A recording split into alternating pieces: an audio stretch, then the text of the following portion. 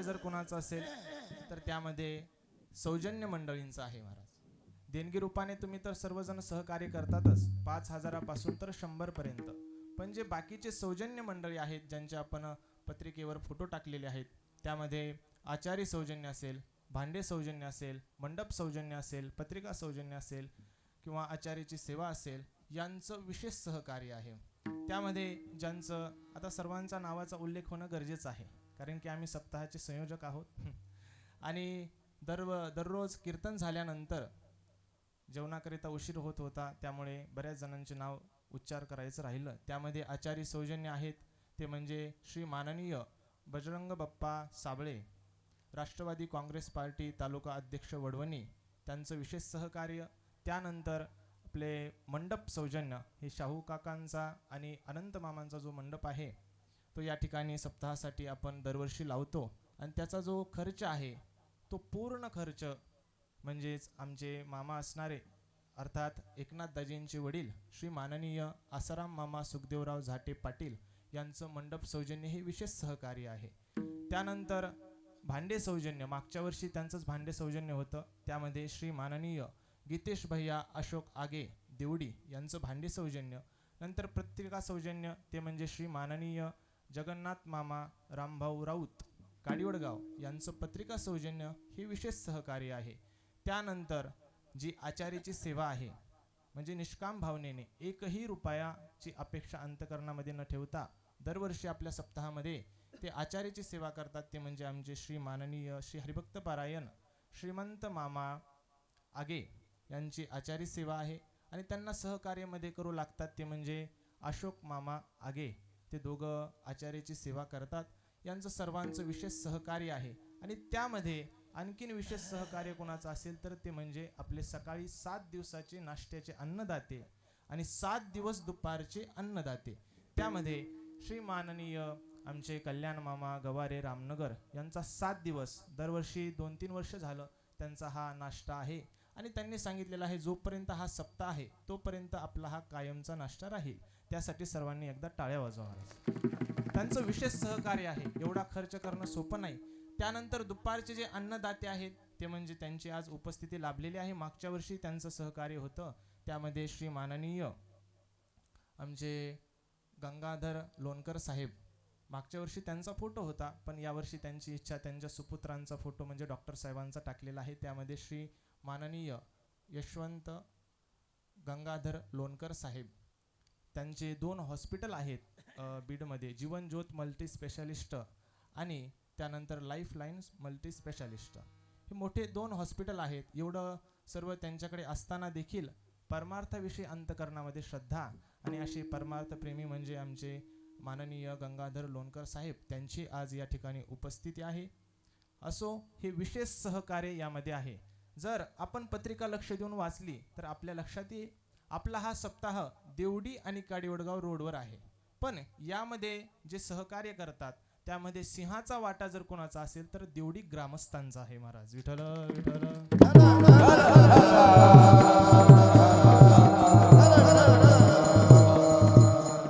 महाराजांनी दुपारी कीर्तनामध्ये सांगितलं की 70% सहकार्य देवडी ग्रामस्थांचं आहे. कशावरून? तुम्ही पत्रिका लक्ष देऊन वाचा.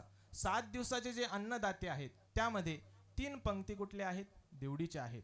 आणि आज जे सौजन्य मंडळी आहेत त्या सौजन्य मंडळीमध्ये पण 3 जणांचं सहकार्य हे देवडींचं आहे. त्यामध्ये भांडे सौजन्य देवडी, टाळ्या वाजवा सर्वजण एकदा.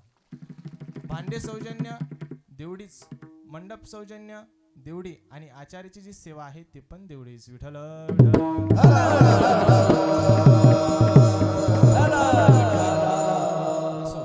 असं सर्वांचं सहकार्य, तुम्हा सर्वांच्या सहकार्यातून चालू झालेला हा सप्ताह या वर्षी वर्ष 16वा आहे. तसं जर पाहिलं तर जोग महाराजांचं ही 106वी पुण्यतिथी आहे.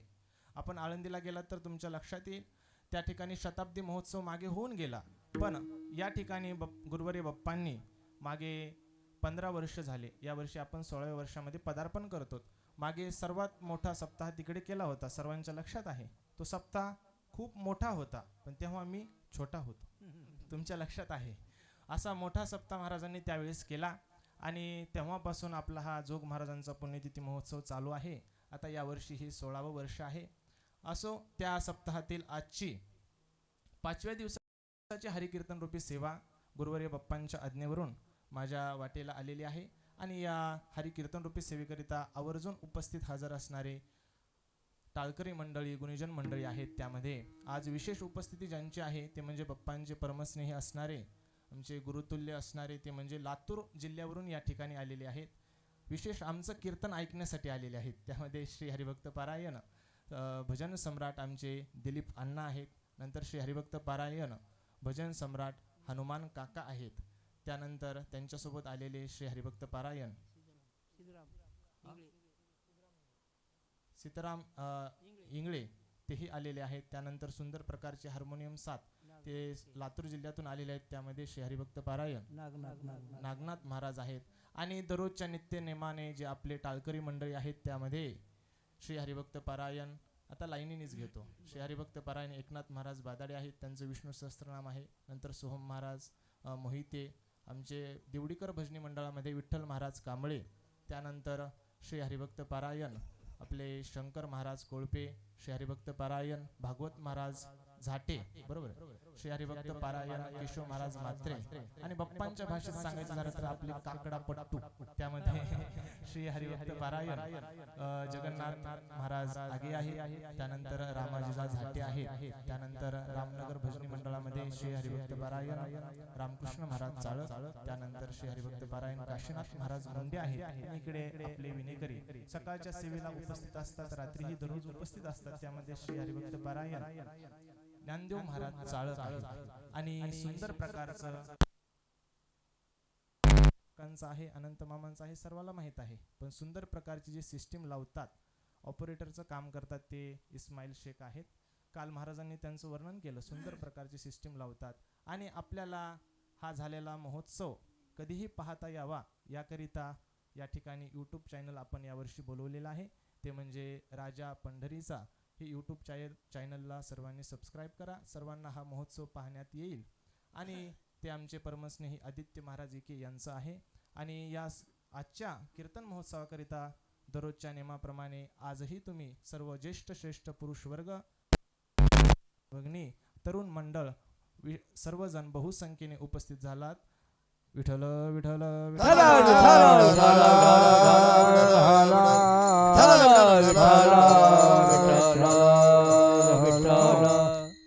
आणि सर्वात महत्त्वाचं म्हणजे आता या ठिकाणी आपल्या सर्वांचे श्रद्धास्थान म्हणजे गुरुवर्य बाप्पा ते टाळ घेऊन उभा आहे. तुम्ही म्हणाल त्यांचं नाव कसं काय विसरलं शेवटी ठेवलं आहे. गुरुवर्य बाप्पा यांची दररोज आपण पत्रिकेवर पण वाचलं आहे 10 ते 12 या वेळेमध्ये एकाच अभंगावर कीर्तन सेवा होते आणि ते आमचे सख्खे चुलते आहेत. आणि या महोत्सवामध्ये आपण सर्वजण त्यांना सहकार्य करतात आणि ते या ठिकाणी उपस्थित आहेत. आणि त्यांच्यासमोर काय बोलावं, त्यांनीच आम्हाला सर्व शिकवलेलं आहे. सर्व अध्ययन त्यांच्याकडेच आम्ही केलेलं आहे. तर जसं ज्ञानोबा आहे निवृत्तीनाथ महाराजांना म्हणतात ज्ञानेश्वरी सांगत असताना की तुम्हीच आम्हाला शिकवलेलं आहे. तसंच गुरुवर्य बाप्पांनी आम्हाला शिकवलेलं आहे. त्यांच्या समोर मी बोलून दाखवत आहे. 11व्या अध्यायामध्ये उभी आहे. तेवी मी जे जे बोले ते प्रभू तुमचे जे शिकविले म्हणून अवधारी जो आपुले आपण देवा विठ्ठल.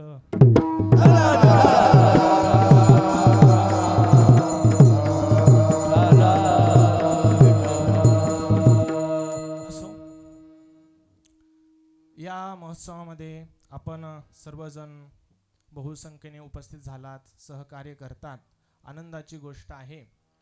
त्यामध्ये दरवर्षी आपण या ठिकाणी आल्यानंतर आपल्याला सुंदर प्रकारचं ज्ञानामृत श्रवण करायला मिळतं. सर्वांना भोजन प्रसाद पण मिळतो आणि विशेष सहकार्य म्हणजे यामध्ये सर्वांचा आपण या ठिकाणी उल्लेख केलेला आहे. आणि आज ही 5व्या दिवसाची हरिकीर्तन रूपी सेवा, त्या सेवेकरिता आपण अभंग निवडलेला आहे. शांती ब्रह्म एकनाथ महाराज यांचा 4 चरणाचा अभंग आहे आणि रामकृष्ण हरी या नामाचं महात्म्य सांगणारा हा उत्कृष्ट अभंग आहे. विठ्ठल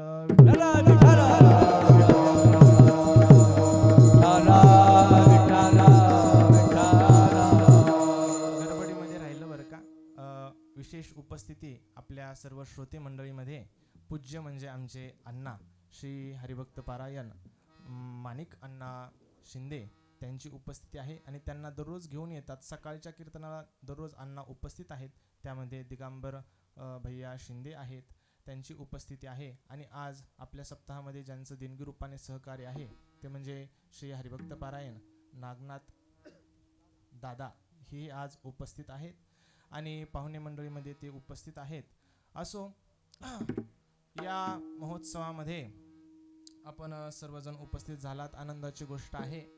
गुरु सर्वांना भेटतात, सर्वांना ज्ञातच आहे, पण शास्त्रामध्ये असं वर्णन केलेलं आहे की जो विद्वान असतो त्याला गुरु असं म्हणत नाही. यक क्रियावान स पंडिताः. कीर्तन प्रवचने कुणी करेल, ग्रंथ अध्ययन पाठांतर कुणी करेल, पण पुढे जाऊन ते अध्ययन पाठांतर केलेलं समाजाच्या हिताकरिता जो उपयोगी ठरेल ते महत्वाचं आहे. विठ्ठल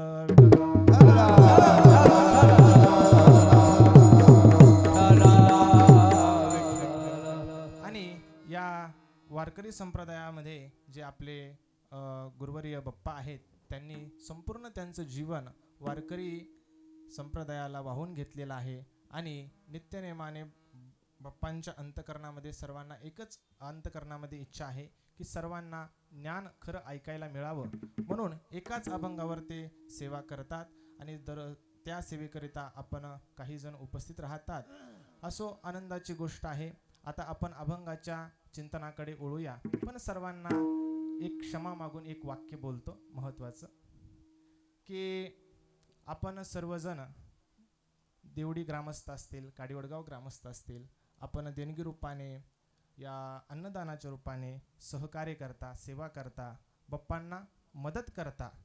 तर सर्वांची एक भावना आहे, काही लोकांची, बरं का, सर्वांची नाही, काही लोकांची अशी भावना आहे की आपण गुरुवारी बाप्पांना सहकार्य करतो, म्हणजेच भागवत महाराजांना आम्ही सहकार्य करतो, त्यांची आम्ही सेवा करतो, म्हणून आम्हाला त्यांनी आमंत्रण दिलं पाहिजे, अशी काही लोकांची भावना आहे. तर तुम्हाला एका वाक्यात सांगतो, तुम्ही गुरुवर्य बाप्पांची सेवा करत नाही, तुम्ही संत महात्मे असणारे सद्गुरू जोग महाराज यांची तुम्ही सेवा करतात. म्हणून तुम्हाला कुणाला आमंत्रण देण्याची गरज नाही. उलट आपलं परम भाग्य आहे की गुरुवर्य बाप्पांच्या माध्यमातून आपल्याला अशा थोर महापुरुषांची, जोग महाराजांची सेवा करायला मिळते. विठ्ठल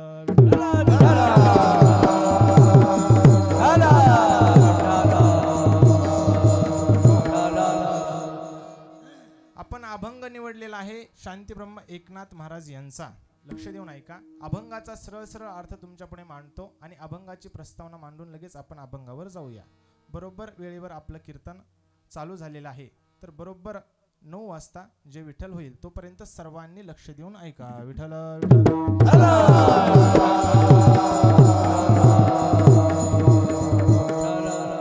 अभंगाचा सरळ सरळ अर्थ असा आहे की शांतीब्रह्म एकनाथ महाराज या अभंगातून रामकृष्ण हरी या नामाचं महात्म्य सांगतात. सांगत असताना पहिल्या चरणामध्ये नाथ महाराज म्हणतात की रामकृष्ण हरी असं जो कोणी मुखाने वदे म्हणजे बोलेल, असं नाथ महाराज या अभंगामध्ये सांगतात. रामकृष्ण हरी आणि नित्य वदे जो वैखरी, नित्य म्हणजे नेहमी, सतत, सदा, जो कोणी मुखाने रामकृष्ण हरी असं बोलेल त्याच्याजवळ कसल्याही प्रकारचं पाप शिल्लक राहणार नाही. आणि जे त्रिविध तापाने मनुष्य तापलेले आहेत, आध्यात्मिक, अधिभौतिक आणि अधिदैविक, हे 3 ताप सर्व नष्ट होतात रामकृष्ण हरी या नामाचा जप केल्यानंतर. पुढे नाथ महाराज तिसऱ्या चरणामध्ये सांगतात की हे जे नाम आहे हे दुसरं परब्रह्मच आहे आणि सर्व यज्ञामध्ये जप यज्ञ हा श्रेष्ठ आहे. म्हणून शेवटी नाथ महाराज सांगतात सगळ्यामध्ये सोपा असणारा रामकृष्ण हरी हा मंत्र आहे, सर्वांनी जपा, असा अभंगाचा सरळ अर्थ. विठ्ठल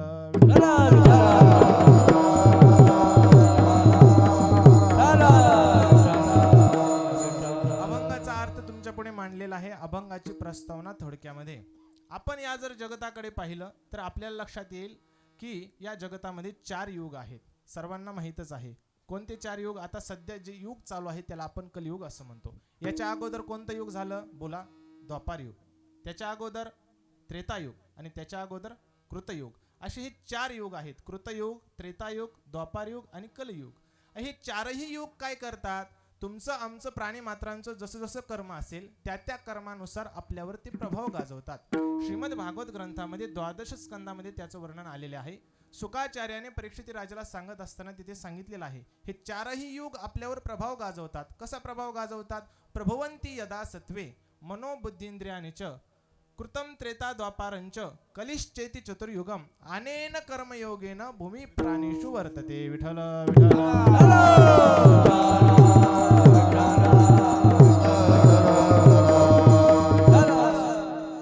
ते चारही युग आपल्यावर कसा प्रभाव गाजवतात याचं सुंदर प्रकारचं चिंतन भागवतामध्ये शुकाचार्याने सांगितलेलं आहे. लक्ष देऊन ऐका.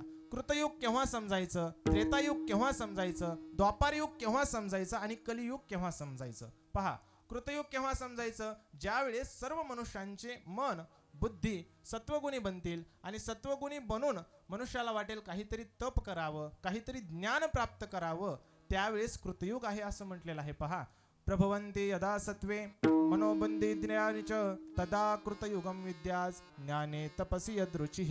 ज्ञाने तपसी यदृचिः म्हणजे ज्ञान प्राप्त करावं, तप प्राप्त करावं अशी आवड ज्यावेळेस मनुष्याच्या अंतकरणामध्ये निर्माण होईल त्यावेळेस कृतयुग आहे असं समजायचं. विठ्ठल विठ्ठल.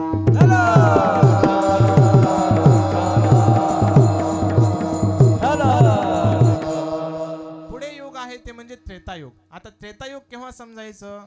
ज्यावेळेस मनुष्य सकाम बुद्धीने कर्म करेल आणि यज्ञ करावं असं मनुष्याच्या अंतकरणामध्ये भावना निर्माण होईल. ज्ञानोबारायांच्या भाषेमध्ये सांगायचं झालं तर सकाम बुद्धीने मनुष्य कसं कर्म करतात? मनती संसारी जन्मीजे यज्ञाधिक कर्म कीजे मग स्वर्ग सुख भोगीजे मनोहर. असं यज्ञ करून स्वर्गसुख भोगावं असं सकाम बुद्धीने ज्यावेळेस मनुष्य कर्म करायला लागेल त्यावेळेस त्रेतायुग आहे असं समजायचं. पहा, द्वादश स्कंदामध्ये श्लोक आलेला आहे. यदा धर्मार्थ कामेषु भक्तिर्भवती देहिनाम तदा त्रेता रजो वृत्ती रीती जानीहि बुद्धिमान. रीती जानीहि बुद्धिमान हे परीक्षित राजासाठी शुकाचार्य बोलतात की हे बुद्धिमान परीक्षित राजा तू असं जाण, हे याला त्रेतायुग असं म्हणतात. पुढे द्वापारयुग सांगितलेलं आहे. द्वापारयुग कशाला म्हणतात? ज्यावेळेस मनुष्याच्या अंतकरणामध्ये लोभ निर्माण होईल, मत्सर करण्याची बुद्धी निर्माण होईल त्यावेळेस द्वापारयुग सांगितलेला आहे. यदा लोभस्त संतोषो मानो दंभोत मत्सरः कर्माणाम चापि काम्यानाम द्वापारम तद रजस्तमः. विठ्ठल विठ्ठल.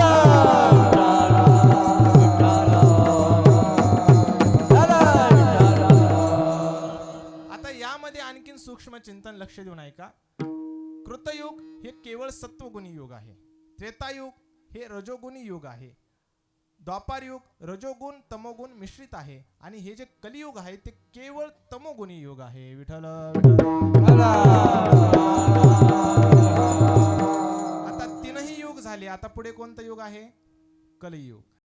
कलियुग म्हणजेच काय? आता कलियुगाचं महात्म्य शुकाचार्याने सुंदर प्रकारचं सांगितलेलं आहे. लक्ष देऊन ऐका. यदा माया नृतम तंद्रा. कलियुग केव्हा समजायचं? ज्यावेळेस सर्व मनुष्य मायेच्या अधीन जातील त्यावेळेस कलियुग आहे असं समजायचं. पहा, सर्व लोक कलियुगामध्ये मायेच्या अधीनच आहे. तुकोबारायांचं पण सुंदर प्रमाण आहे. ऐका. तुका मने जन गोविले माये करुणा, गोविले माये करुणा, गोविले माये करुणा. हे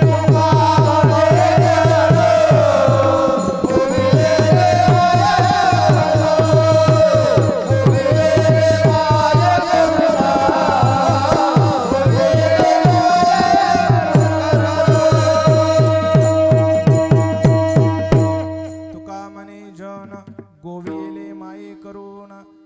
शेवटचं चरण तुमच्या पाठ नसेल पण सुरुवातीचं प्रत्येक जणांच्या पाठ आहे. हे अभंग आहे. पहा, एक बिचारी आवा पंढरपूरला चालली आणि येशीपासून परत माघारी घरी आली, एवढे मायेमध्ये गुंतलेले आहेत. त्याचं सुरुवातीचं चरण आहे. परिसेगे सुनबाई नको वेचू दूध दही आवा चालली पंढरपुरा येशीपासून आली या घरा. विठ्ठल विठ्ठल.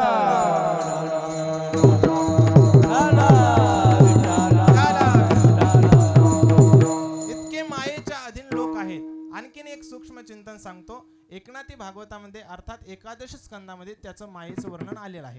ज्यावेळेस जनक राजाकडे 9 युगेश्वर जातात. कोणते 9 युगेश्वर? कवी, हरी, अंतरिक्ष, प्रबुद्ध, पिपलायन, आविर्होत्र, दुर्मिल, चमस, करभाजन हे 9 युगेश्वर आहेत. आणि हे 9 युगेश्वर जनक राजाकडे गेल्यानंतर त्या 9 जणांना 9 प्रश्न जनक राजा विचारतात. त्यामध्ये एक प्रश्न जनक राजा विचारतात की माया म्हणजे काय. पहिला प्रश्न कवीला विचारतात, भागवत धर्म कशाला म्हणतात.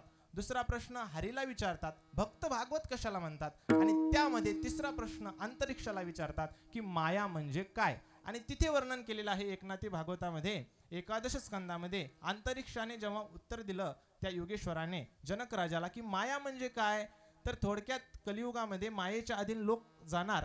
म्हणजे कोणाच्या अधीन, तर त्या योगेश्वराने सांगितलेलं आहे की सर्व मनुष्य स्त्रीच्या अधीन आहेत. स्त्रीच्या अधीन राहणं म्हणजेच मायेच्या अधीन राहणं. विठ्ठल विठ्ठल. आणि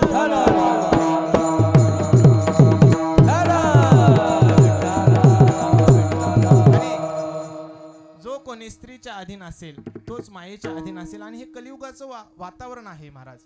कारण की स्त्रीच्या अधीन जो आहे त्याला धिक्कार आहे असं तुकोबारायांचं एक प्रमाण आहे.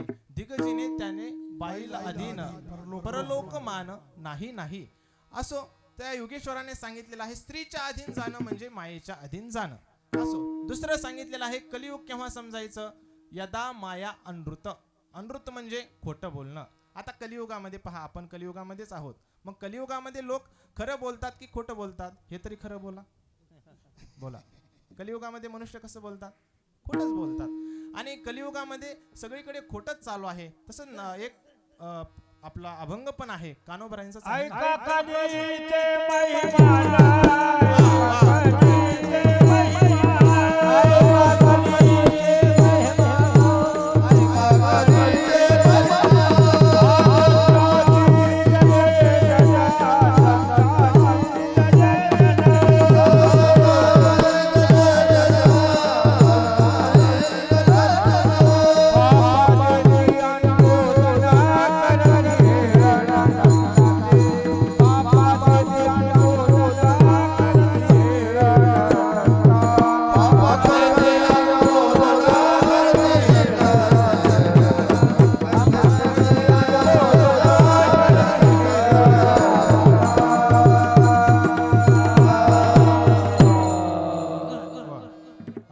कलीचे महिमान असत्यासी रिजले जन पापा देते अनुमोदन करीती हेळन संताचे.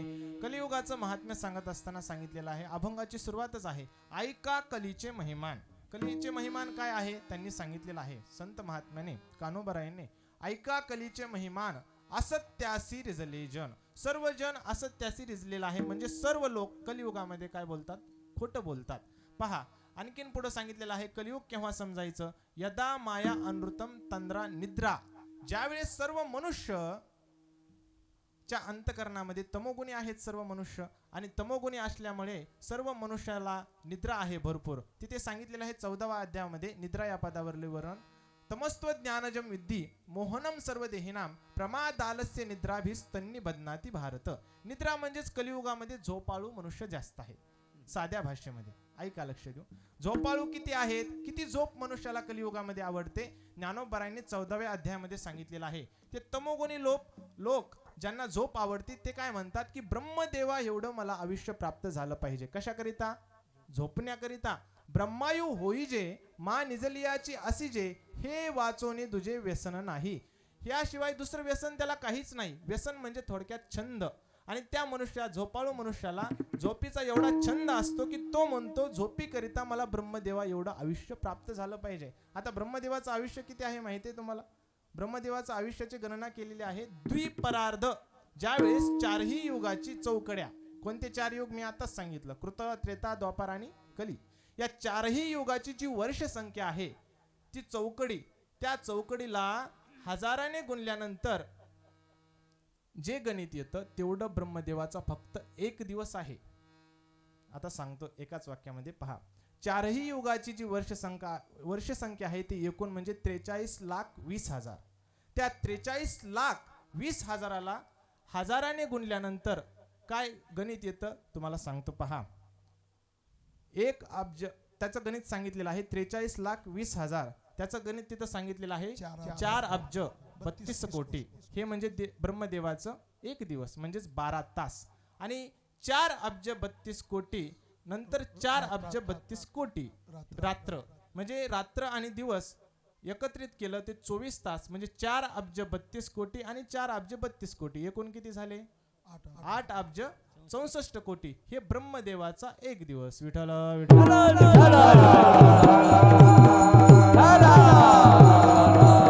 आता याच्यावरून तुम्ही घरी गेल्यानंतर विचार करा. 8 अब्ज 64 कोटी म्हणजे ब्रह्मदेवाचे 24 तास. तर 100 वर्षाचं आयुष्य किती असेल. पुन्हा 8 अब्ज 64 कोटीला 100 गुणायचं आणि 100 गुणल्यानंतर जे गणित येईल तेवढं ब्रह्मदेवाचं आयुष्य. आणि तेवढं आयुष्य तो मनुष्य काय म्हणतो, झोपी करिता पाहिजे.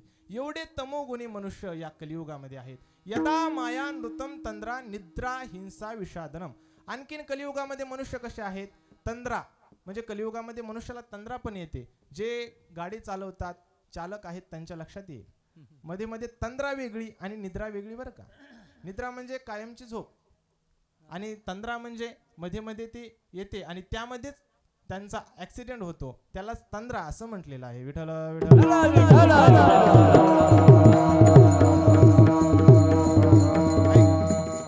पुढे वर्णन केलेलं आहे. यदा माया नृतम तंद्रा निद्रा हिंसा विषादनम. हिंसा करणारे मनुष्य कलियुगामध्ये आहेत. पहा हिंसा करणारे, किती हिंसा घडते पहा ना. पशुची हिंसा घडते, कलियुगामध्येच घडतं हे सर्व. निद्रा हिंसा विषादनम. विषाद करणारे म्हणजे शोक करणारे मनुष्य आहेत. किती शोक करतात पहा. बरेच मनुष्य असे शोक करतात. गुरुनाम गुरु वैद्य बाबांचं वाक्य आहे, बाप्पांच्या मुखातून ऐकलेलं आहे. शोक कसं करतात. लोकांचा एकच मंत्र असतो म्हातारपणी, काय करू कसं करू, काय करू कसं होतं आणि काय झालं. एवढं शोक करतात. आणि असे शोक करणारे मनुष्य कलियुगामध्ये आहेत. पहा आणखीन कलियुगाचं वर्णन केलेलं आहे तिथेच 12 स्कंदामध्ये. सुंदर प्रकारचे श्लोक आहेत. 2-3 श्लोक तुम्हाला सांगतो आणि संतांचे प्रमाण सांगतो. लगेच आपण अभंगावर जाऊ. विठ्ठल विठ्ठल.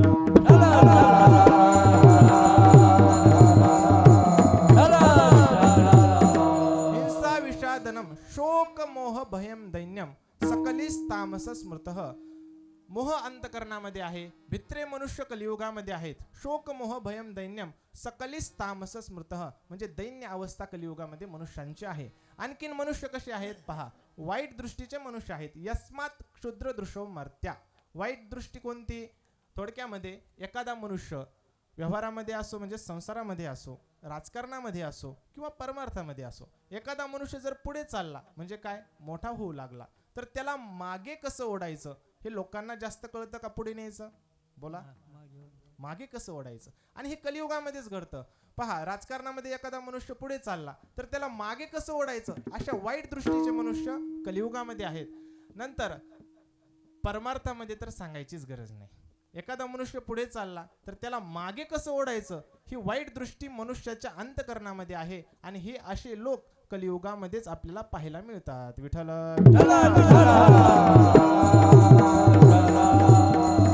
ऐका आणखीन कलियुगामध्ये कसे मनुष्य आहेत. यस्मात क्षुद्र दृशो मर्त्या मंद भाग्या महाशनः.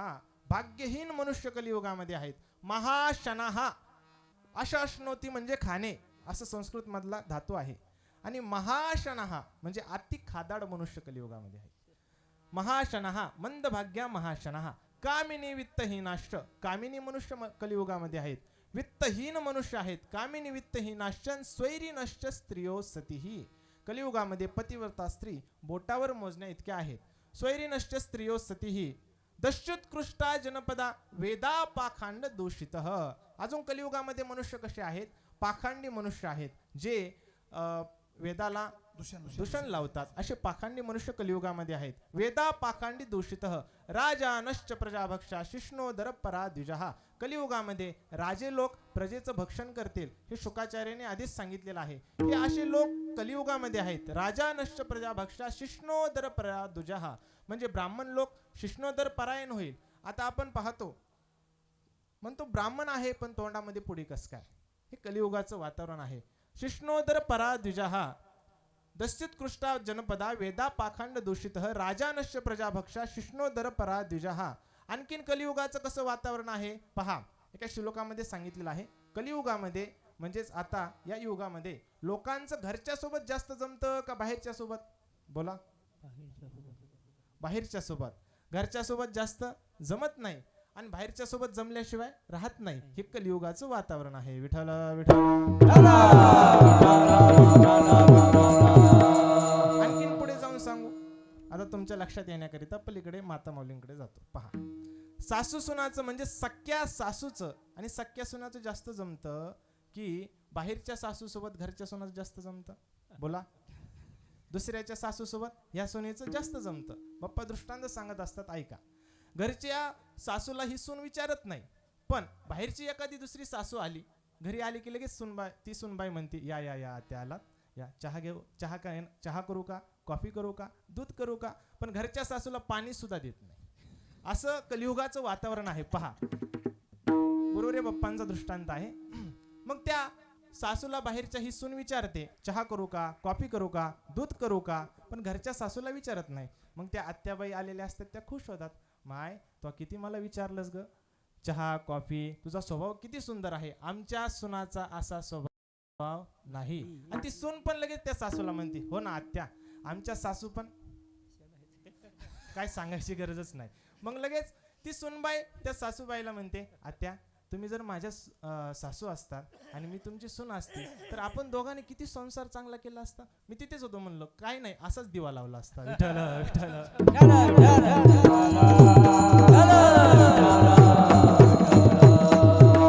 पंचच मुखातला दृष्टांत आहे. थोडक्यात सांगायचं म्हणजे घरच्या सासू सोबत त्या सुनेचं जमत नाही, म्हणजे सख्या सासू सुनाचं जमत नाही, पण बाहेरच्या सासू सोबत या सुनेचं जमल्याशिवाय राहत नाही. हे कलियुगाचं वातावरण आहे. त्यासाठी तुकोबारायचं प्रमाण आहे. ऐका. सुनाची दासी सासा झाल्या अंधाऱ्या, सुनाची दासी सासा झाल्या अंधाऱ्या. बोला.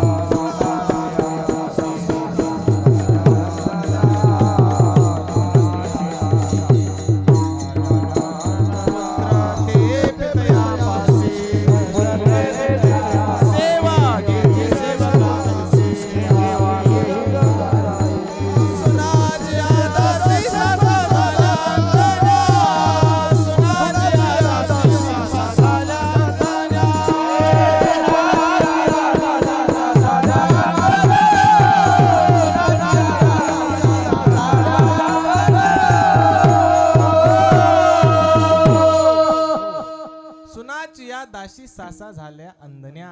त्यासाठी प्रमाण आहे, म्हणून तुम्हाला मी सांगितलं.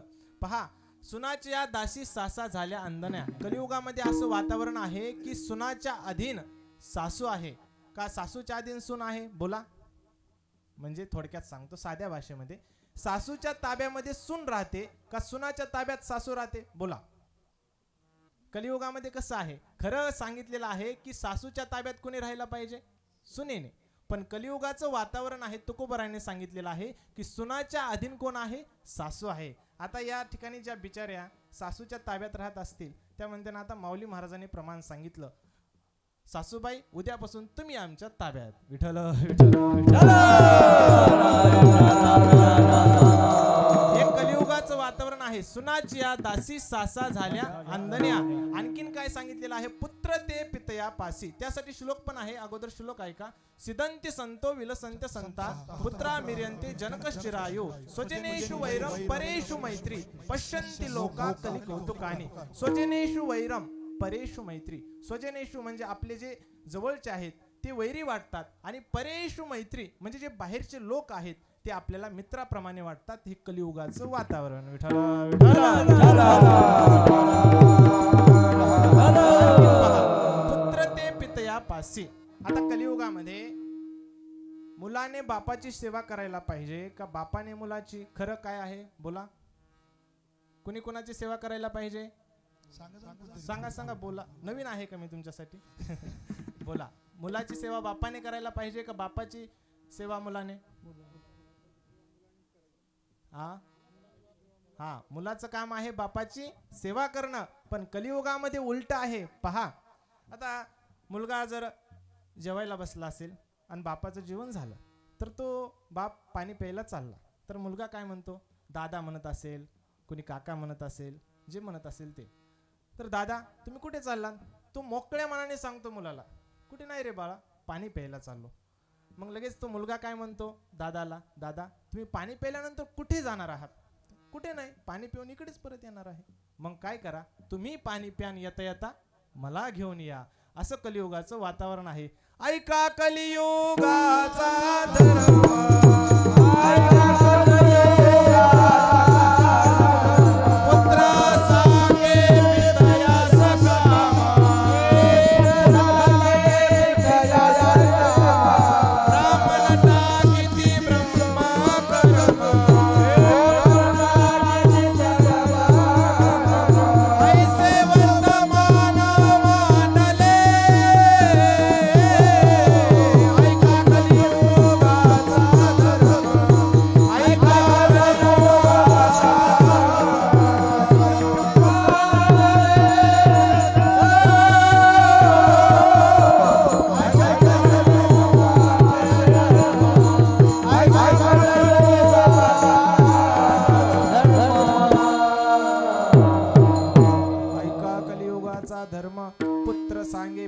विनाश काम ब्राह्मण टाकीती ब्रह्मकर्म ऐसे वर्तमान मांडले. उगेच काहीतरी सांगत नाही, त्यासाठी संतांचे प्रमाण आहेत. प्रमाणामध्येच काय सांगितलेलं आहे? ऐका कलियुगाचा धर्म, पुत्र सांगे पितयास काम. कलियुगामध्ये पुत्र पित्याला काम सांगतो, असं हे कलियुगामध्ये सर्व वातावरण आहे महाराज. आणखीन कलियुगामध्ये कसं आहे पहा. कलियुगामध्ये म्हणजे सध्या दारूला जास्त मान आहे का तुपाला? बोला बोला. दारूला जास्त मान आहे, पण तुपाला नाही. त्यासाठी पण प्रमाण आहे पहा. मद्यपानाची शिराणी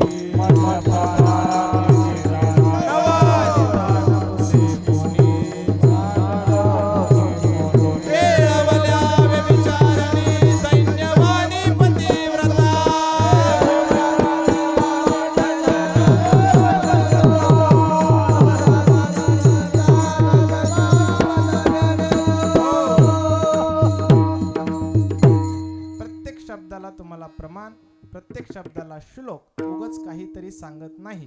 पहा, मद्यपानाची शिराणी नवनीतान पुशे कोणी. मद्य म्हणजे काय? दारू. आणि नवनीत म्हणजे काय? तूप. तर या कलियुगामध्ये दारूला जास्त मान आहे, पण तुपाला नाही. संतांनी सांगितलेलं आहे, मद्यपानाची शिराणी नवनीतान पुसे कोणी, केल विळ्या व्यभिचारणी दैन्यवाणी पतिव्रता. या कलियुगामध्ये पतिव्रता स्त्रींची अवस्था ही दैन्यवाणी आहे. हे कलियुगाचं वातावरण आहे. आणखीन पहा, कलियुगामध्ये जास्त ज्यांच्याकडे धन आहे, ज्यांच्याकडे पैसा आहे, त्यांना मान आहे का जे विद्वान आहेत, जे अभ्यासू आहेत त्यांना मान आहे? बोला. पैशावाल्याला जास्त मान आहे. पहा, तुकोबारायांचं त्यासाठी प्रमाण आहे.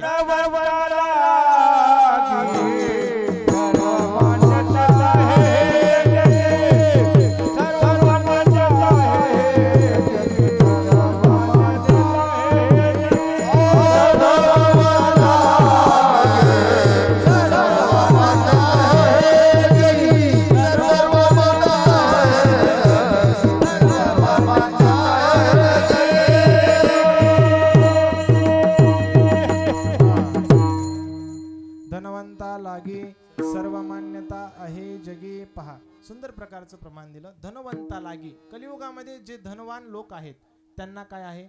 मान्यता आहे. आणखीन एक त्या 31 चरणाच्या अभंगामध्ये असंच एक प्रमाण आहे. पहा, तिथे पण सांगितलेलं आहे, धनाढ्य देखो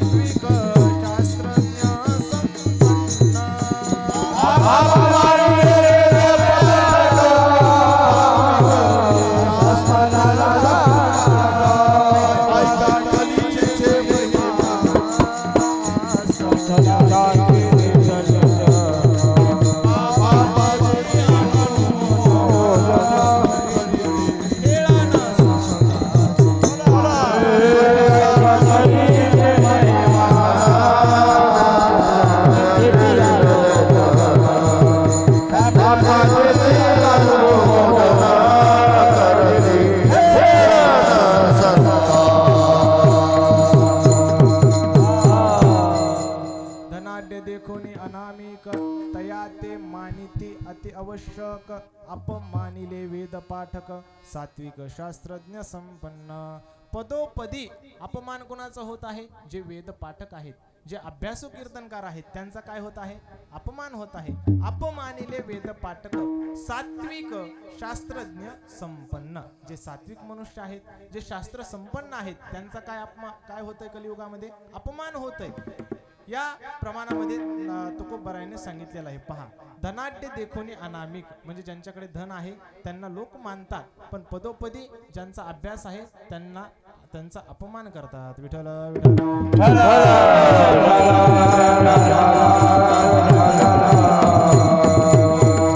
असं हे कलियुगाचं वातावरण. आता ह्या कलियुगामध्ये आणखीन लोक कसे आहेत? हे असे लोक आहेत, पण आणखीन कलियुगाचं वातावरण सांगत असताना शुकाचार्याने सांगितलेलं आहे परीक्षित राजाला की या कलियुगामध्ये असं का होऊ लागलं? कारण की कलियुगाला अधर्म रूपी मित्र मिळाल्यामुळे. कलिना धर्म मित्रेन धरेयम बाधते धुनः सत्यम नास्ति तपस्सौचम दया या कलियुगाला अधर्म रूपी मित्र मिळाल्यामुळे या कलियुगामध्ये सत्य लोक बोलत नाहीत. सत्यम नास्ति तप सत्यम शौचम दया दानम त्याचं वर्णन केलेलं आहे पहा. कलिना धर्म मित्रेन धरेयम बाधते धुनः सत्यम नास्ति तपस्सौचम तप करणारे मनुष्य कलियुगामध्ये नाहीत. सत्यम नास्ति तपस्सौचम दया दानम न विद्यते म्हणजे विद्यावान लोक कलियुगामध्ये कमी आहेत. दया अंतकरणामध्ये कलियुगामध्ये लोकांच्या कमी आहे आणि दान करण्याची प्रवृत्ती पण कलियुगामध्ये कमी आहे. पण आपल्या या ठिकाणी परमार्थ प्रेमी असलेले जे लोक आहेत त्यांच्या अंतकरणामध्ये दान करण्याची प्रवृत्ती आहे. ज्या अर्थी तुम्ही इथे कलियुगामध्ये असून सुद्धा इथे दान करतात त्या अर्थी सद्गुरु जोग महाराजांची काहीतरी तुमच्यावर कृपाच असली पाहिजे महाराज. त्याशिवाय हे घडत नाही. कलियुगाचं एवढं वातावरण आहे. संत महात्म्याने सांगितलेलं आहे दान करणारे लोक नाहीत. कलियुगामध्ये ज्ञानी लोक नामशेष आहेत. पण आपल्याला आपल्या पूर्व पुण्याने जे ज्ञानी आहेत ते म्हणजे आपले गुरुवर्य बाप्पा ते आपल्याला लाभलेले आहेत. पण काही लोकांना त्यांची किंमत नाही.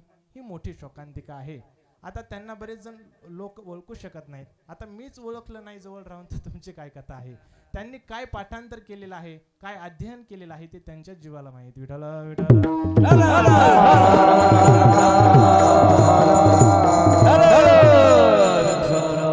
असं हे कलियुगाचं वातावरण. आणखीन कलियुगामध्ये कसे लोक आहेत. न योगी नैव सिद्धोवा. कलियुगामध्ये योगी लोक नामशेष आहेत. न योगी नैव सिद्धोवा. सिद्ध पुरुष कलियुगामध्ये नामशेष आहेत. न योगी नैव सिद्धोवा न ज्ञानी सत्क्रियो नलह कली दावा नले नाद्य साधन. कलियुगाला हा अग्नी लागल्यामुळे अधर्मरूपी मित्र मिळाल्यामुळे असं कलियुगामध्ये घोर असं वातावरण झालेलं आहे. आणि आता हे जे मी तुम्हाला सगळं सांगितलं हे कलियुगाचं वातावरण हे जे होऊ लागलेलं आहे हे काय होत आहे. सर्व काय होत आहे. पापच होत आहे ना महाराज का पुण्य आहे. सर्व पापच आहे. आणि हे पाप का होऊ लागलं ते अधर्मरूपी मित्र मिळाल्यामुळे. आणि हे कलियुगामध्ये जर पाप सगळं होऊ लागलेलं आहे शुकाचार्याने पण तसंच सांगितलेलं आहे. पण या कलियुगामध्ये जरी एवढं पाप चालू असलं तरी पण कलियुगामध्ये एक मोठा गुण आहे. कोणता गुण आहे की कलियुगामध्ये एवढं पाप जरी होऊ लागलं पण एखाद्या मनुष्याने या कलियुगामध्ये नामस्मरण केलं देवाचं चिंतन केलं देवाचा नाम जप केला तर नामरूपी शस्त्र हातामध्ये घेतलं. कली म्हणजे काय आहे. पापाची मूर्ती आहे. तुकोबारायांचं पण प्रमाण आहे पहा. कली पापाचीच मूर्ती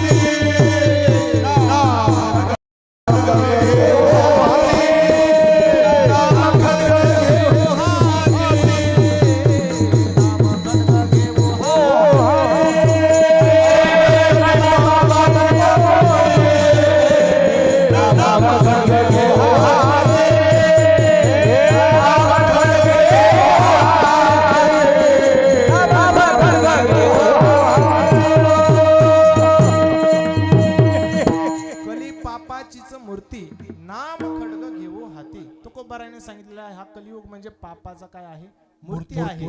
आणि यामध्ये नामरूपी जर खड्ग शस्त्र आपण हातामध्ये घेतलं तर आपला उद्धार निश्चित आहे. तसंच शुकाचार्याने भागवतामध्ये सांगितलेलं आहे. कलेर दोष निधे राजन हेको महान गुणः कीर्तना देव कृष्णस्य मुक्त बंद परम रजेत. शुकाचार्य परीक्षिती राजाला सांगतात की हा कलियुग म्हणजे पापाचा ठेवा आहे. पण या कलियुगामध्ये श्रीकृष्णाचं चिंतन केलं कीर्तन केलं नामस्मरण केलं तर तो जीव मुक्त होतो. तसंच एक प्रमाण आहे पहा. तुकोबारायांचं पण प्रमाण आहे की कलियुगामध्ये जर आपण नामस्मरण केलं तर आपला उद्धार निश्चित आहे. कलियुगी उद्धार हरीच्या Yo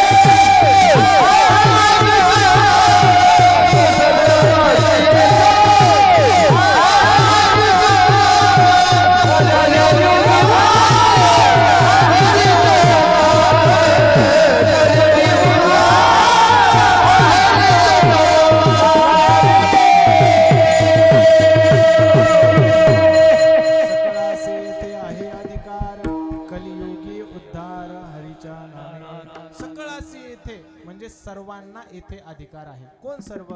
ब्राह्मण, क्षत्रिय, वैश्य आणि शूद्र हे सर्वांना कलियुगामध्ये अधिकार आहे. काय अधिकार आहे?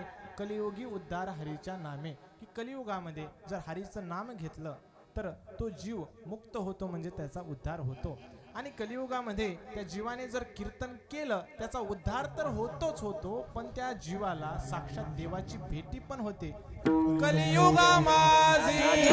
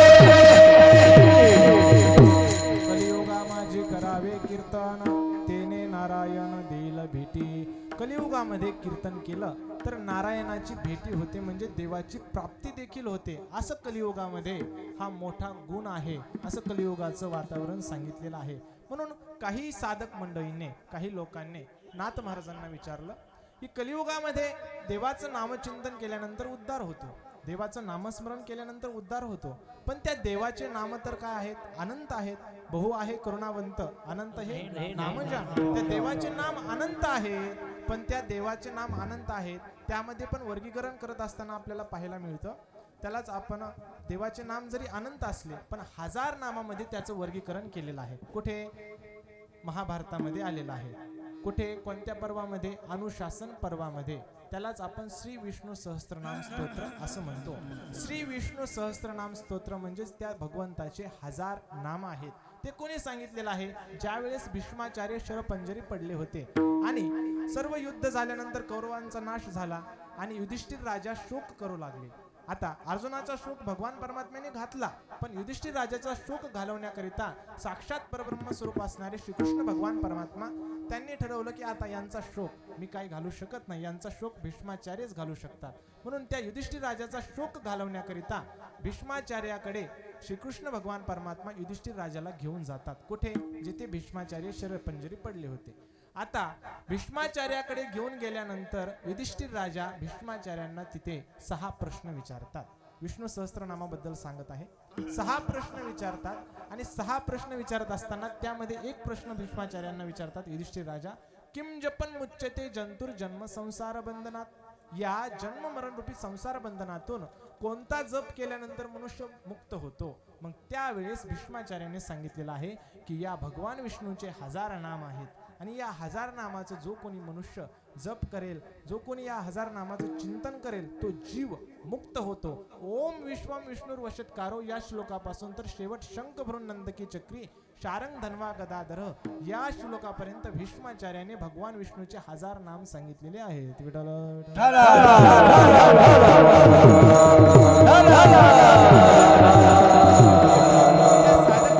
नाथ महाराजांना विचारलं भगवान परमात्म्याचे 1000 नाम आहेत. आता हे 1000 नाम आम्ही काही घेऊ शकत नाही, पण त्या भगवंताच्या 1000 नामापैकी कोणते तरी असे नाम आम्हाला सांगा की त्या नामाचा आम्ही उच्चार केल्यानंतर आमचा उद्धार होईल. मग नाथ महाराज त्या साधक मंडळींना सांगतात की तुम्ही राम, कृष्ण आणि हरी Rama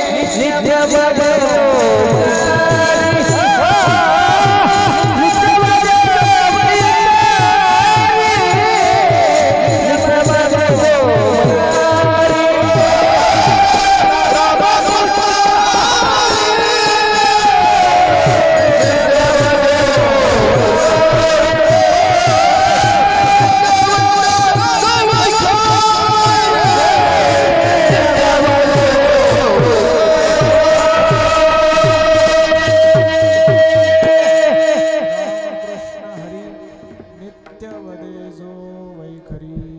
आता आपण अभंगावर आलेलो आहोत. अभंगामध्ये नाथ महाराज सांगतात की राम कृष्ण हरी या नामाचं जो कोणी मनुष्य आपल्या वैखरी वाणीने वदे, वदे म्हणजे बोलेल, त्याच्याजवळ कसल्याही प्रकारचं पाप शिल्लक राहणार नाही, असं अभंगामध्ये सुरुवातीला नाथ महाराज सांगतात. राम कृष्ण हरी नित्य वदे जो वैखरी तयापासी नुरेपा. आता ऐका, तीन नामाचं इथे वर्णन नाथ महाराजांनी केलेलं आहे. कोणते तीन नाम? राम, कृष्ण आणि हरी. हे सर्वांना माहीतच आहे. आता राम, कृष्ण आणि हरी हे तीनही नाम विष्णू सहस्त्रनामामध्ये आलेले आहेत. हे भगवान विष्णूचेच तीन नाम आहेत. पहा, विष्णू सहस्त्रनाम ज्यांच्या पाठ असेल त्यांच्या लक्षात येईल. ऐका, राम कुठे आलेला आहे? रामो विरामो विरजो मार्गो नेयो नयो नयः वीर शक्तिमतां श्रेष्ठो धर्मो धर्म विदुत्तमः. इथे राम आलेला.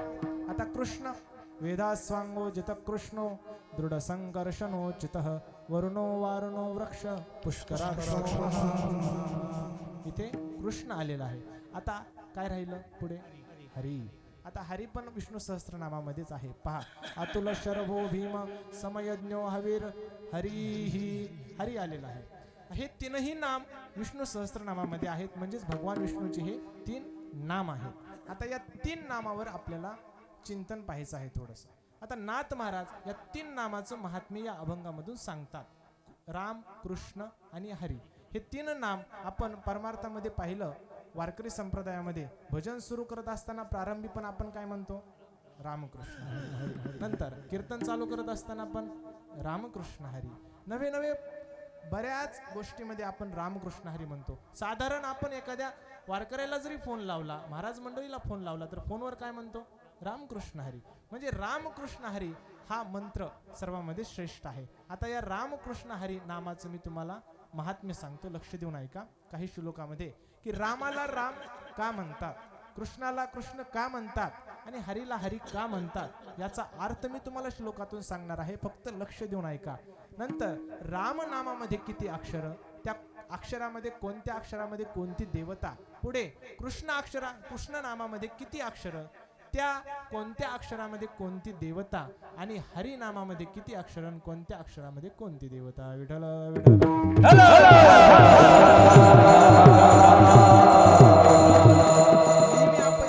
नेहमी आपण या नामाचं उच्चारण करतो, पण या नामाचं महत्व पण तुमच्या लक्षात यावं म्हणून हा अभंग सेवेकरिता निवडलेला आहे. तर रामाला राम का म्हणतात, लक्ष देऊन ऐका. त्याचं वर्णन महारामायणामध्ये श्लोक आलेले आहेत. पहा की या रामाला राम का म्हणतात, कारण की या राम नामामध्ये योगी अखंड रममान होतात, म्हणून याला राम असं म्हणतात. श्लोकामध्येच वर्णन केलेलं आहे. रमन्ते योगिनो नन्ते नित्यानंदे चिदात्मनिहि इति राम पदेनासो परब्रह्म भिधीयते.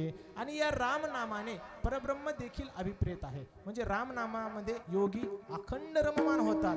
योगी तर अखंड रममान होतातच, पण योग्यांचे मुकुटमणी असणारे साक्षात भगवान शंकर ते पण राम नामामध्ये रममान झाले. नव्हे राम नाम हे आत्मा स्वरूप भगवान शंकराला वाटू लागलं. हरिपाठामध्येच वर्णन आहे. आत्मा जो शिवाचा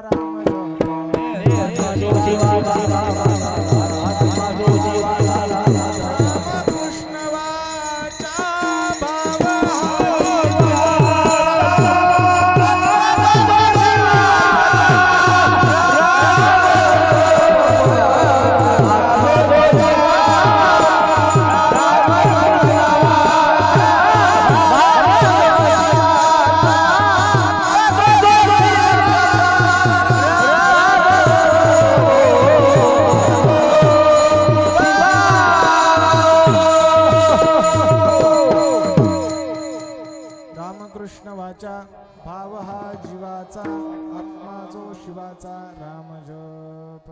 आत्मा हा राम जप कोणाचा झालेला आहे?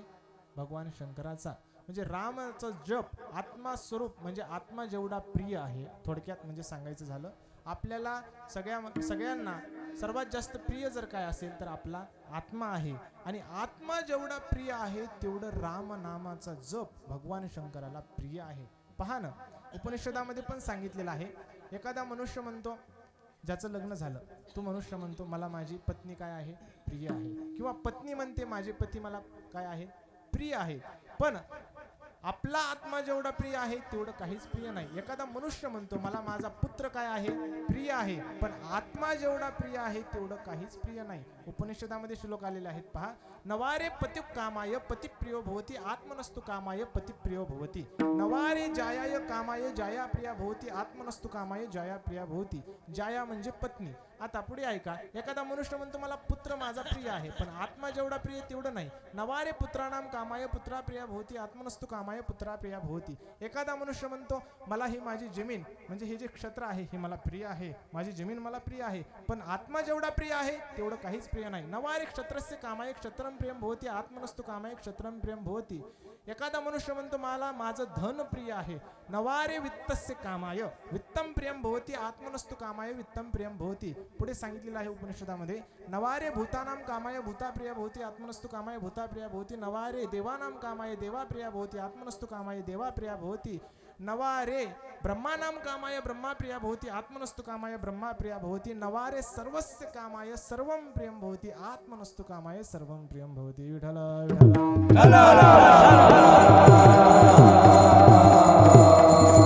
जेवढा आत्मा प्रिय आहे तेवढं काहीच प्रिय नाही. आणि जेवढा आत्मा प्रिय असून देखील आत्मापेक्षा प्रिय भगवान शंकराला काय आहे? राम नाम आहे. आणि ते योगी आहेत, ते योगी त्या राम नामामध्ये रममान झाले. नाथ महाराजांचा पण तसाच एक अभंग आहे पहा. नाथ महाराजांनी पण तिथं सांगितलेलं आहे पहा. तुम्हाला सांगतो, थोडंसं भजन करा. विठ्ठल विठ्ठल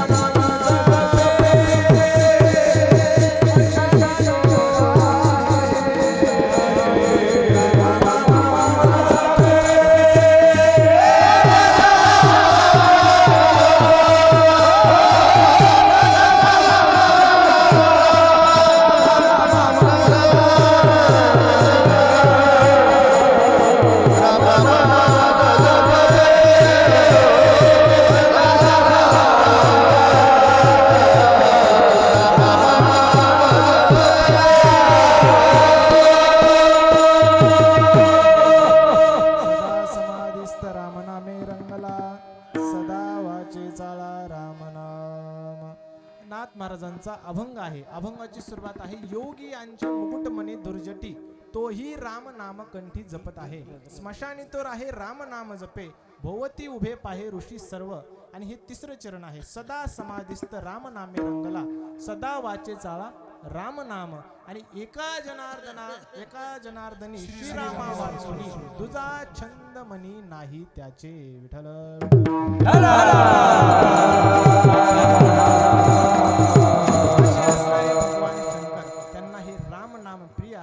आणि हे राम नामामध्ये ते योगियांचे मुकुटमणी भगवान शंकर आहेत, ते रममान झाले म्हणून त्या रामाला राम असं म्हणतात. आता पुढे चला. त्या राम नामामध्ये किती अक्षर आहेत पहा. रामावर जरी संपलं तरी बास झालं. फक्त लक्ष देऊन ऐका, वेळेवर आपलं कीर्तन संपणार. राम नामामध्ये किती अक्षर आहेत पहा. पहिलं अक्षर आहे र. त्याच्यानंतर दुसरं अक्षर बोला काय आहे? अ आहे. अ पुढे काय आहे? काना आहे.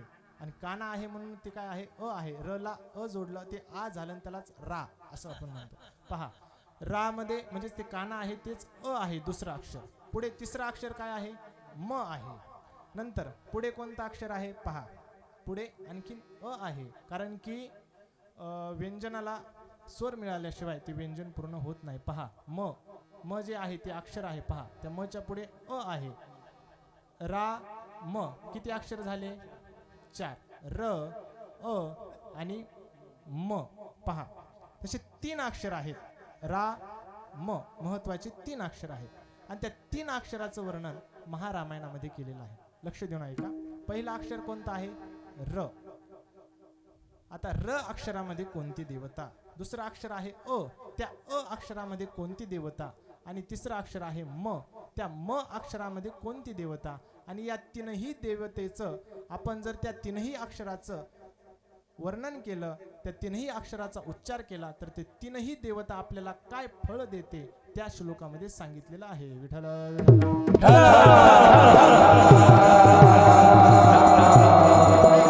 पहिलं र अक्षर आहे. त्या र अक्षरामध्ये रामचंद्र देवता अर्थात अग्नि देवता सांगितलेली आहे. लक्ष देऊन ऐका. रकारोच्चार मात्रेन बहिर्निर्याती पातकम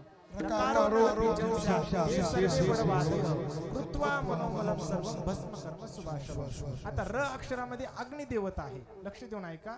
सूक्ष्म चिंतन आहे. आता अग्नि देवता काय करते? साधारण रूपाने अग्नि हे काही गोष्टी भस्म करून टाकण्याचं काम करतो. तर आता र अक्षरामधली अग्नि देवता आपण त्या नामाचा उच्चार करत असताना र अक्षराचा उच्चार केल्यानंतर ती अग्नि देवता काय करते? तर आपल्याजवळ जे आहे शुभाशुभ कर्म ते जन्माला कारणीभूत आहे. ज्ञानोबरायांचं वर्णन आहे ज्ञानेश्वरीमध्ये. आगा कर्मी जे उरावे तैती सुखदुःखी फळावे आणि तया ते भोगावया यावे देहा. शुभाशुभ कर्म हे जन्माला कारणीभूत आहे. पहा, आणि ते शुभाशुभ कर्म भस्म करून टाकण्याचं काम कोणती देवता करते? र अक्षरामधली अग्नि देवता. श्लोकामध्ये वर्णन आहे. रकारो नल बीजम स्यात् दे सर्वे वडवादयः कृत्वा मनोमलम सर्वं भस्म कर्म शुभाशुभम. आता पुढचं अक्षर कोणतं सांगितलं मी? आता अ अक्षरामध्ये कोणती देवता? पहा, अकारो भानु बीजम स्यात् वेदशास्त्र प्रकाशक असं सांगितलेलं आहे श्लोकामध्ये की अ अक्षरामध्ये सूर्य देवता आहे. आता सूर्य देवता काय करते? साधारण रूपाने अंधाराकडून प्रकाशाकडे नेण्याचं काम कोणती देवता करते? सूर्य देवता. तर आपण कोणत्या अंधकारामध्ये आहोत? तर अज्ञान रूपी अंधकारामध्ये आपण आहोत. तर अज्ञान रूपी अंधकारामधून आपल्याला ज्ञानरूपी प्रकाशाकडे नेण्याचं काम ही अ अक्षरामधले सूर्य देवता करते. आकारो भानु बीजम शात वेदशास्त्र प्रकाशक. पुढचं तिसरं अक्षर कोणतं आहे? म. आता म या अक्षरामध्ये कोणती देवता? लक्ष देऊन ऐका. म अक्षरामध्ये मकारश चंद्र बीजम शात चंद्र देवता सांगितलेली आहे. आता चंद्र काय करतो? शीतलता प्राप्त करून देतो. तर आपल्याला शीतलता प्राप्त करून घेण्याचं कारण काय? कारण की प्रत्येक मनुष्य त्रिविध तापाने तापलेला आहे. कोणते 3 ताप? आध्यात्मिक, अधिभौतिक आणि अधिदैविक. आता ह्या तीनही तापाने प्रत्येक मनुष्य तापलेले आहे. तर आपल्याला जर शीतलता प्राप्त करून घ्यायची असेल तर म चा उच्चार करा. त्या म अक्षरामधली चंद्र देवता आपल्याला शीतलता प्राप्त करून देते. मकारश चंद्र बीजम स्यात् देदपाम परिपूर्णतम त्रैतापम हरते नित्यम शीतलतरं करोति च. विठ्ठल विठ्ठल.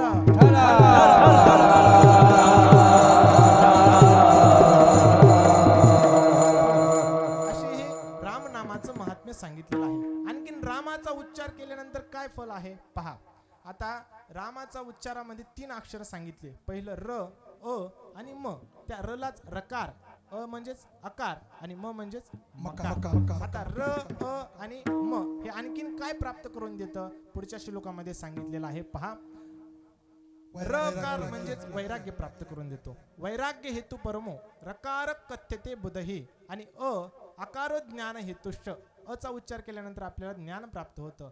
आकार ज्ञान हेतुश्च मकारो भक्ती हेतुकः. मकार हे आपल्याला भक्ती प्राप्त करून देते. विठ्ठल विठ्ठल.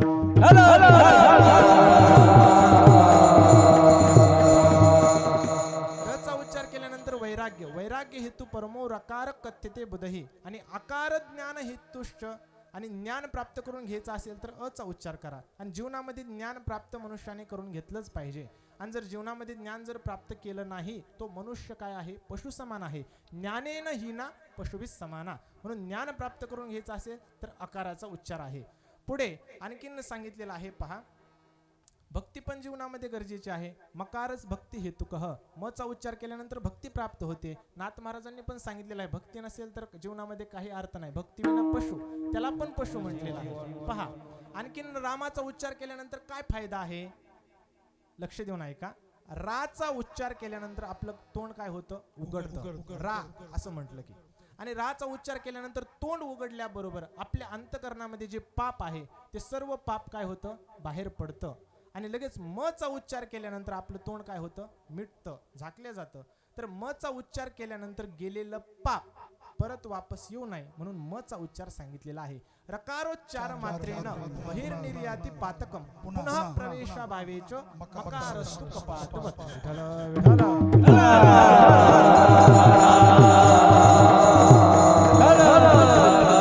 असं राम नामाचं काय आहे? महात्म्य आहे. म्हणून नाथ महाराज सांगतात राम, पहिलं अक्षर सांगतात राम.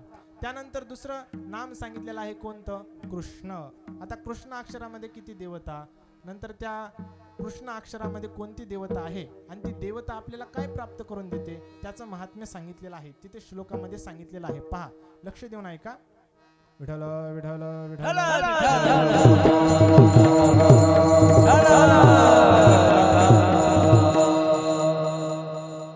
क पहिला अक्षर काय आहे? क. कृष्ण शब्दामध्ये. आता कृष्ण शब्दाचं आपल्याला पाहायचं आहे. कृष्ण नामाचं 2 मिनिटांमध्ये पाहू. आपली वेळ संपत आलेली आहे पण लक्ष देऊन ऐका. क पहिला अक्षर आहे क. दुसरा अक्षर ऋषीचं रू. त्यानंतर तिसरा अक्षर काय आहे? बोला. षटकोनाचं श. नंतर चौथा अक्षर बाणाचं न. हा. त्याच्यानंतर पुढे आहे अ. त्या न मध्ये अ आहे. त्याच्यानंतर पुढे अक्षर आहे. आता पुढे कोणतं अक्षर आहे? तुम्ही म्हणाल महाराजांचं डोकंच फिरलं. तसं काही नाही. पुढे अक्षर आहे. 2 विसर्ग आहेत. तिथे श्लोकामध्ये सांगितलेलं आहे. आपण जरी इकडं कृष्ण कृष्ण असं म्हणत असलो पण उत्तर प्रदेशामध्ये कृष्ण ह असं म्हणतात. आणि 2 विसर्ग आहेत. 2 विसर्ग म्हणजेच काय त्याचं वर्णन तिथे केलेलं आहे. लक्ष देऊन ऐका. आता 2 विसर्ग म्हणजे काय? क म्हणजे काय? रू म्हणजे काय? श म्हणजे काय? न म्हणजे काय? हे आपल्याला पाहायचं आहे. आता क अक्षरामध्ये कोणती देवता? क अक्षरामध्ये कमलाकांत देवता. नंतर पुढचं रू ऋषीच आहे. रू अक्षरामध्ये रामचंद्र देवता. पुढे षटकोनाचं श आहे. श अक्षरामध्ये चा अर्थ सांगितलेला आहे की श म्हणजेच षडगुण ऐश्वर्य संपन्न 6 गुणांनी युक्त भगवान परमात्मा आहे असं श अक्षराचं वर्णन केलेलं आहे. नंतर बाणाचं न आहे. बाणाचं न म्हणजेच काय आहे? नारसिंह देवता. पुढे अ आहे. अ म्हणजेच काय आहे? तिथं वर्णन केलेलं आहे. संप्रेलना षटपूर्णा षष्मी शब्द अक्षर देवता. नंतर 2 विसर्ग सांगितलेले आहे म्हणजेच त्याला आपण 2 विसर्ग सांगितलेले आहेत ते म्हणजे नर आणि नारायण 2 ऋषी आहेत. आता श्लोक आहे का? ककार कमलाकांत ऋकार शकार षडगुणपती श्वेतदीपानि नकार नारसिंहो य आकारो य षडग्निभुक् विसर्गोश्च तथाज्ञयो नरनारायण संपर्णना षट्नायस्मिन् शब्दो महामुन परिपूर्णतम साक्षात तेन कृष्ण परिकीर्तितः. विठ्ठल विठ्ठल.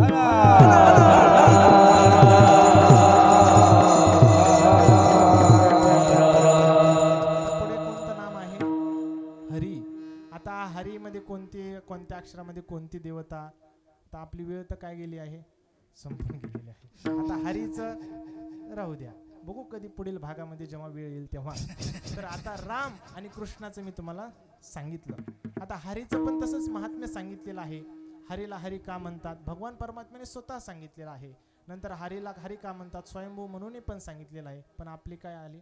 वेळ संपून गेलेली आहे. म्हणून आता इथेच आपण सेवेला थांबूया. सर्वांनी भजन करायचं. सर्व माता माऊली आणि पुरुष वर्ग सर्वांनी हात वरती करायचं. नामच चिंतन करूया.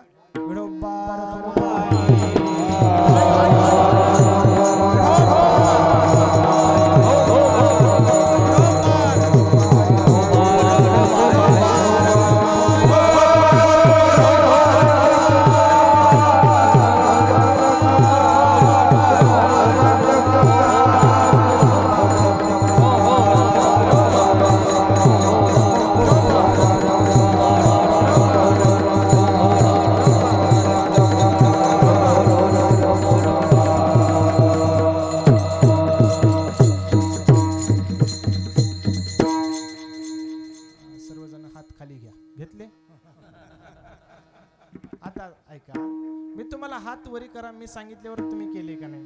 का मनाने केले? सांगितल्यावर केले. आता मग मी न सांगता खाली का केले? गुन्हा झाला तुमचा, मोठा गुन्हा झाला. आता गुन्हा झाली म्हणल्यावर आता सर्वांनी काय करायचं, कीर्तन संपलं की सर्वांनी 500ची, कोणी 200ची. तसं काही करू नका, आणि केलं तरी तसं काही नाही. फक्त फक्त आता तुमच्याकडून गुन्हा झाला म्हणून आणखीन एकदा सर्वांनी हात वरी करा. आता मी सांगितलंय ना, मी जोपर्यंत म्हणत नाही तोपर्यंत खाली करायचं नाही. बोला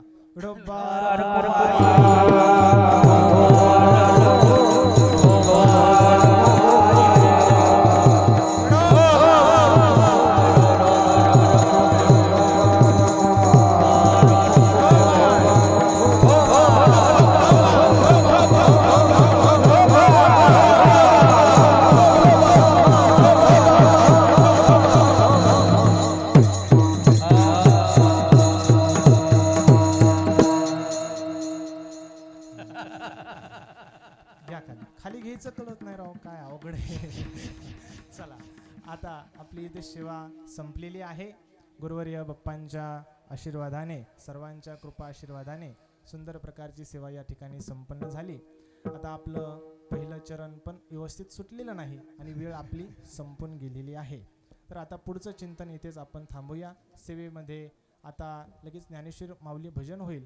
कुणी उठू नका जागेवरून, 2 मिनिटं फक्त. आता लगेच आपण ज्ञानेश्वर माऊली भजन घेऊया. ज्ञानेश्वर